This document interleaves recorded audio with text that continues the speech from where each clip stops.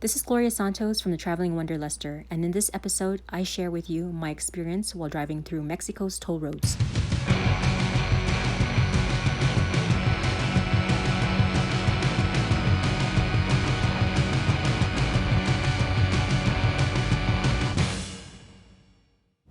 Driving through Mexico's toll roads is fairly simple. However, sometimes when you get to the toll booth, you might see something unexpected.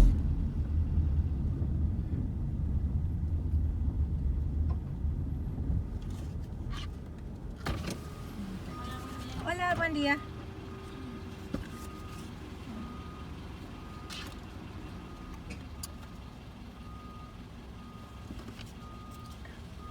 Gracias.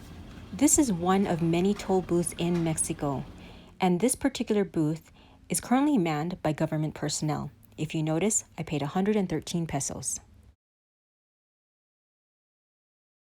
This is another toll booth, and if you notice, this one is not manned by government personnel, but instead you have locals asking for donations.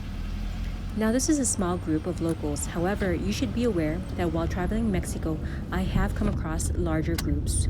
If you're a foreigner and it's your first time driving through Mexico, coming across the situation can be intimidating, downright scary, because you have no idea what's going on or what to do. This is the reason why I created this video. I wanted to understand why this was occurring in Mexico. Why were the locals taking over toll booths? So I reached out to some of my friends, and one of them, Fernando Astorga, had this to say.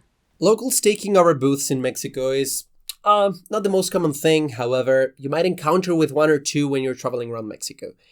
And the first thing you should know is that you're safe. They are not going to try to harm you or take any advantage of you. They are just protesting and most of the times just trying to make their local governments take action into something. Now, you're free to tip them and you're free not to. It's completely up to you. This is a very great topic because everyone can have their opinion on it. Some people might disagree because when they do this, they are no longer insured on the road. And some people can agree with this because it's actually a way of supporting the locals. So it's completely up to you to make your own opinion and to inform yourself about this. And most importantly, just keep in mind that they are not going to try to harm you. They are most likely demanding their governments what they are supposed to do. Act for them. Now, I spoke with other Mexican friends that travel Mexico extensively, and I also found articles about this topic online and share some of the links to those articles in my description below.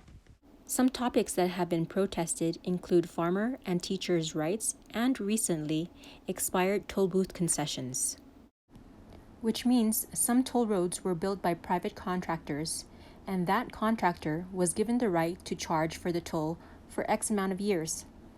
Now that some of these contracts have expired, people are protesting that they should no longer pay for the tolls.